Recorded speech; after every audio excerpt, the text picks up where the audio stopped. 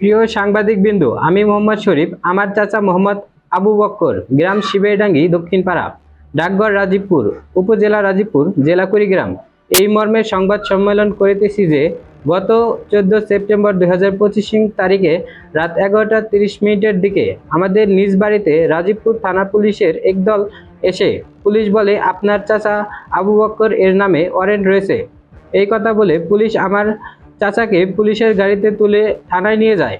এরপর আমরা থানায় গিয়ে জানতে পারি আমার চাচাকে রাজীবপুর উপজেলা আওয়ামী লীগের সাংগঠনিক সম্পাদক বানিয়ে রাজীবপুর উপজেলা জামাতের করা মামলায় গ্রেপ্তার দেখিয়েছে পুলিশ। আমার চাচা একজন কৃষক। আমরা বা আমার চাচা কোনো রাজনৈতিক দলের সাথে জড়িত নেই। কে বা কারা ষড়যন্ত্র করে পুলিশকে দিয়ে আমার চাচাকে গ্রেপ্তার করানো হয়েছে। আমার চাচাকে মিথ্যা মামলায় হয়রানির তীব্র প্রতিবাদ জানাই এবং আপনাদের মাধ্যমে সরকারের কাছে এ ঘটনার সুষ্ঠু বিচার চাই।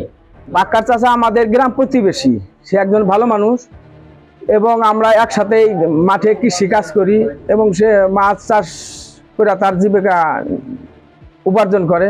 সে একজন অত্যন্ত ভালো মানুষ। এলাকার কারোর সাথে তার বিবাদ বনটনা আমরা দেখি নাই, না রাজনৈতিক যত আমি কোনোদিন দেখি না। সে তার কৃষি কাজ নেই ব্যস্ত, সে রাজনীতি কোন দলের সাথে রাজনীতি করবে? আমি যে এমন কোনোদিন তার কোনো দলেই আমি রাজনীতি করতে দেখি নাই। আমার ভাই না যে সে না যে কোনো দল নীতি করে না, কোনো রাজনীতি জানা, হে কৃষি কাজ করে খায় বউ বাচ্চা নিয়ে। আমরা সবাই বাড়িতে আছি, আমরা জানি না হ্যাঁ না যে এমনি মামলায় নিয়ে হেরা গ্রেপ্তার করে আসছে, তার জন্য আমরা সুস্থ বিচার চাই। আমি জানি যে না কৃষি কাজ করে খায়, ভালো লোক, কোনো মিটিং মিছিলে যায় না, এটা আমি জানি।